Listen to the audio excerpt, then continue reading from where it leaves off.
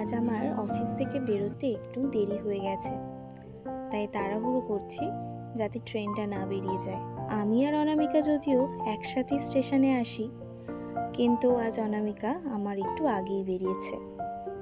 অনামিকা আমার বান্ধবী, ও আর আমি একই কলেজে পড়তাম, আবার একই অফিসে জব করি। চলে এসেছি স্টেশনে, ওই যে ঢুকে গেছে ট্রেন।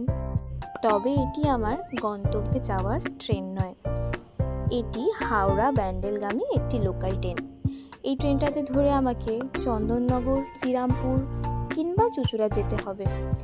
সেখান থেকেই আমি ধরব হাওড়া কাটোয়া গ্যালোপিং লোকাল। যাই হোক, চলে এসেছি। এসেই দেখছি একদম কারেন্ট নেই। বাড়িতে ঢুকে কোনো রকমে চার্জার লাইট চালিয়ে চলে এলাম ফ্রেশ হতে। ফ্রেশ হয়ে বেরোতেই দেখছি আবার কারেন্টও চলে এসেছে। তারপর একটু ভালো লাগছিল, যদিও একটু জল খাচ্ছিলাম।